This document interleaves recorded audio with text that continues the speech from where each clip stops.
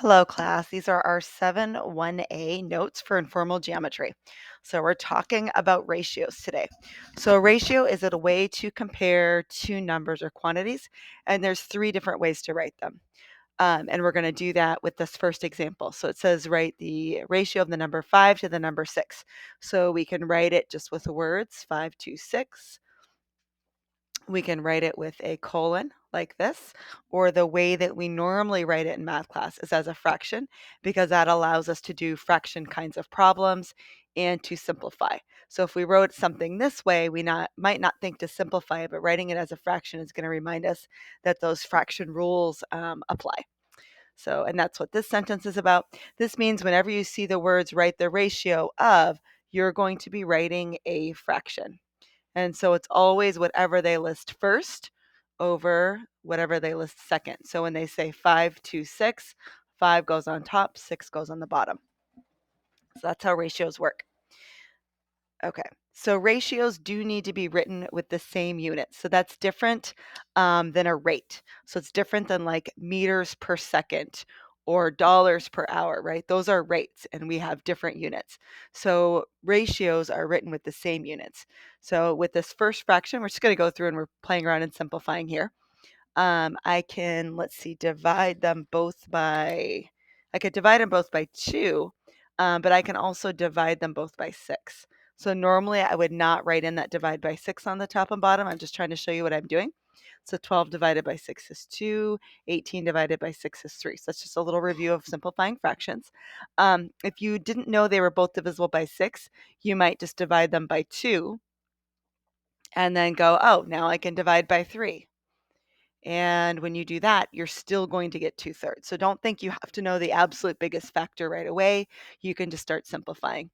On the next one, we have 20 inches over 15 inches. So let's divide them both by 5. So 20 divided by 5 is 4. 15 divided by 5 is 3. And so we have 4/3. Inches over inches is like, it reduces out like a 1 would. Just like if I had an x over a x, that makes a 1. Or if I had 7 divided by 7, that makes a 1. So we do the same thing with units here. 20 centimeters to 30 centimeters. So the first one goes on top, second one on the bottom. Again, our units are the same. So those are going to divide out and just become a factor of 1. And 20/30 is the same thing as 2/3. And the last one in this row, we need to write as a ratio. So 6 miles over 8 miles. So 6/8, we can divide those both by 2 and get 3/4. And then again, miles divided by miles just becomes a 1. Let's see, 3 foot per 18 inches. Okay, so this is not the same units on the top and bottom. So I need to do something. I need to convert. So let's remember that 1 foot is going to be 12 inches. So first I want to convert the numerator. And 1 foot is 12 inches. So this is going to be 3 times 12 inches. And then 3 times 12 is 36. And then 36, this is inches, sorry, 36 divided by 18 is just 2. So we can actually write this as 2 over 1. Because they're asking me to write a ratio, I'm going to leave it as a fraction and just instead of writing only 2. On the next one, I have meters. So they're throwing another like, hey, these are different units. So we do have to watch for stuff like that. So I need to remember that 1 meter is 100 centimeters. So that means instead of 2 meters, I'm going to write 2 times 100 centimeters, because each of those meters is 100 centimeters over 50 centimeters. Centimeters divide out, make a factor of 1. And then this is going to be 200 divided by 50, which is just 4. So 4 over 1, I'm going to leave that as a fraction again. Let's see, 3 gallons to 3 quarts. So on this one, I have to remember that there are 4 quarts and 1 gallon. So 1 gallon equals 4 quarts. So my numerator, I have to multiply it by 4. So 3 times 4 would be 12 quarts over 3 quarts. Quarts would make a factor of 1. 12 divided by 3, we would have 4 over 1. And last one, yards and feet. So I feel like the math is not the hard part. It's just maybe remembering all these weird math facts. So 1 yard is going to equal 3 feet. So in my numerator, I would do 7 times 3. and that would then be feet over 6 feet. So we have 21 over 6. Divide them both by 3, right? We would divide by 3, divide by 3, and we would have 7 halves. So that was just some practice reducing ratios. So again, in the first row, things were good to go. We had to make sure when we have the same unit on the top and bottom that we're crossing those out, they make a factor of 1, just like an x over x or 7 over 7. On the second row, I had to do a little bit of conversion. So I had to change my feet to inches or my meters to centimeters. And so we wrote some little math facts in here. So to solve problems. Okay, so we are looking at a little number diagram here. And so they're showing us that this total distance from A to C is 30. And they've split it up as from A to B and B to C. So we know that these two together make up that 30. So let's read and see what else they can tell us about the diagram. So it says in this diagram, the ratio of AB to BC is 4 to 1. So this over here is going to be 4 times as big as this one over here, and together they equal 30. So we want to set up an equation and solve. So the way I'm going to do that is if they're 4 to 1, I'm going to say that it's 4x to 1x because I don't know what x is. Like I don't know if this is, 4 plus 1 doesn't make 30, obviously, right? I'm going to have to scale it up and multiply them both by something. But when I reduce that, whatever this is divided by this one is going to be 4. So we're going to write down a 4x and 1x. And because those make up our 30 together, we're going to write 4x plus 1x equals 30, which means 5x is 30. Divide both sides by 5. And so x is 6. And so if x is 6, that means AB is going to equal, so AB is this one right here, is going to be 4 times whatever x is, so 4 times 6, which is 24. And BC is going to equal 1x, which is just 6. So now if I look at that ratio and I go back and think this problem through, right? When I add 24 and 6 together, I do get 30. But when I make their ratio, when I set up that fraction and write 24 over 6, that does equal 4 to 1. So it meets all of those conditions. So we're going to try a little bit more on the back. You can try working on this one. Go ahead and pause the video, and then I'm going to go through and work it out so you can just check your answer. So I'm not going to talk you through this one, but go ahead and pause the video now, and then when you turn it back on, you're just going to see me working it out just quickly without an explanation. Oh, and change this number to 24, or it's not going to work very well. Your math will be easier. Okay, go ahead and pause.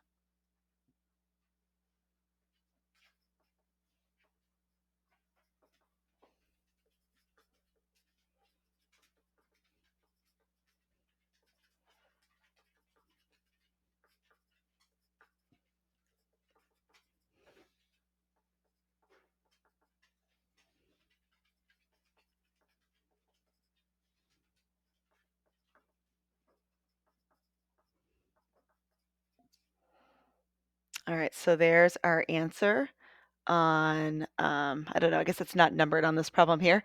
When we talk about the distance from R to A, we don't have a line segment symbol on it.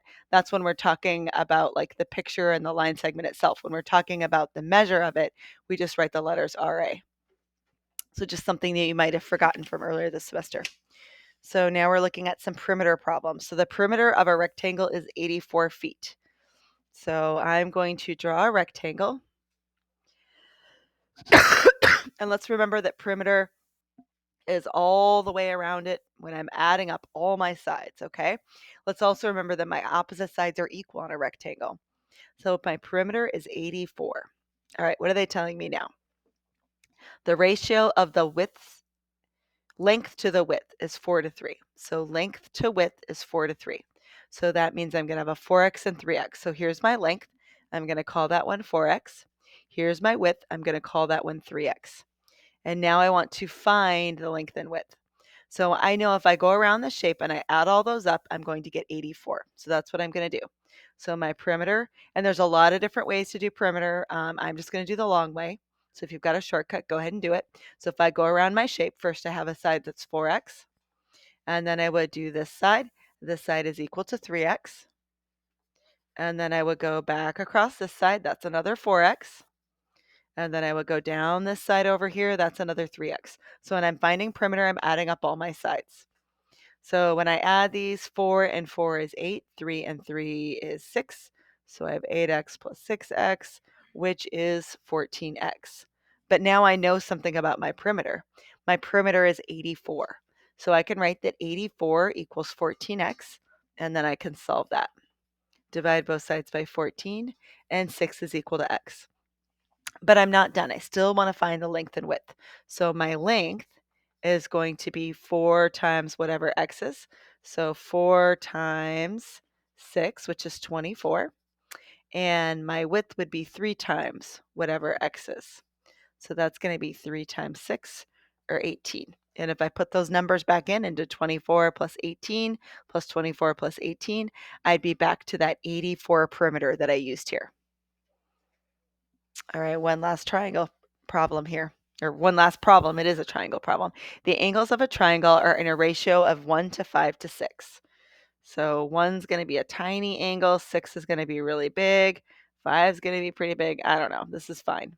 So let's say this is a 1x, and let's say this is our 5x and our 6x. Sketch a triangle and label the angles, then determine how big each angle is. Let me close this triangle. That's going to bug me.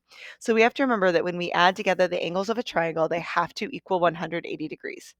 So 1x plus 5x plus 6x is going to equal 180. And then let's go ahead and simplify. 1 plus 5 plus 6, so that's going to be 12x. And then when we divide both sides by 12, x equals 15. Okay, so that means this angle over here would be 15 degrees. This angle here would be 5 times 15, so that's going to be 75 degrees. And the last angle is going to be 6 times 15, which is 90 degrees. So my triangle doesn't exactly look right. This should be a right angle. But it gave us that idea. Drawing it out just let us get that problem started. So don't worry too much about making stuff that looks perfect. Or like my rectangle here, it's not perfect, right? We're just trying to get that sketch on paper to help us problem solve. So your assignment is 7-1A. You can find that in Canvas. Good luck on your homework, and let me know if you have questions.